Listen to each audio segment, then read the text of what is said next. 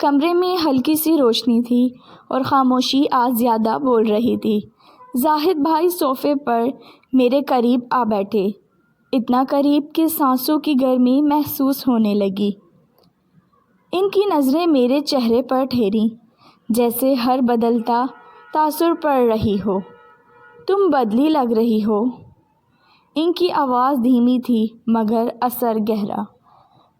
میں نے کچھ کہنا چاہا مگر الفاظ راستہ بھول گئے، بس نظریں جھکا لیں۔ اس لمحے ان کے ہاتھ میں میرا دوپٹہ تھا، نہ کھینچا نہ چھوڑا، بس تھاما ہوا۔ اس چھوٹی سی گرفت میں ایک عجیب سا اختیار تھا، ایک وعدہ سا۔ وہ ذرا سا آگے جھکے، میرا دل بے ترتیب دھڑکنے لگا۔ ڈر لگتا ہے؟ انہوں نے پوچھا۔ میں نے سر ہلایا، ہاں بھی نہیں بھی۔ وہ مسکرائے مگر اس مسکراہٹ میں سنجیدگی تھی۔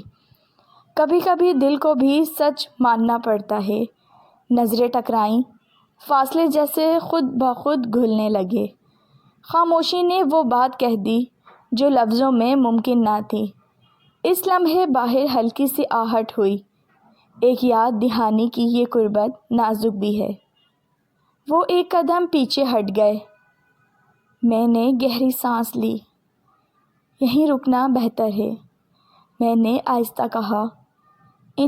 انہوں نے اس بات پر سر ہلایا مگر ان کی آنکھوں میں کچھ ٹوٹ سا گیا۔ وہ جانے کے لیے اٹھے تو کمرے میں ایک عجیب سی خالی پن پھیل گئی۔ میں نے بے اختیار کہا، اتنی جلدی؟ وہ رک گئے، پلٹ کر مجھے دیکھا۔ اس نظر میں سوال بھی تھا، خاموشی بھی۔ وہ دوبارہ قریب آئے مگر اس بار بہت آہستہ، جیسے ہر قدم سوچ سمجھ کر رکھ رہے ہوں۔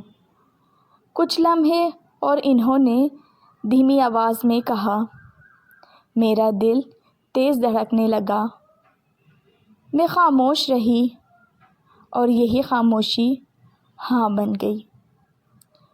وہ میرے برابر بیٹھے، کندھے بس ہلکے سے چھوئے مگر اس لمس میں بجلی سی دوڑ گئی۔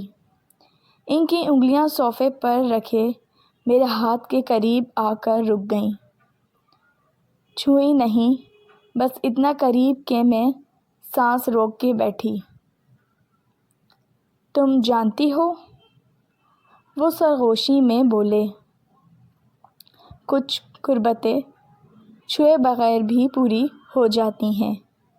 میں نے نظریں اٹھا کر انہیں دیکھا، اتنا قریب کہ وقت پھر رک گیا۔ دو دل، ایک خاموش وعدہ، ایک دوپٹہ جو اب بھی ان کے ہاتھ میں تھا۔ اگر آپ کو یہ کہانی پسند آئی ہو تو ناول نائٹ کو سبسکرائب کیجیے، ہمیں کمنٹس میں ضرور بتائیں۔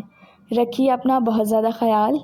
کل ملوں گی اسی طرح رومانٹک کہانیوں کے ساتھ۔ اجازت دیجیے، اللہ حافظ۔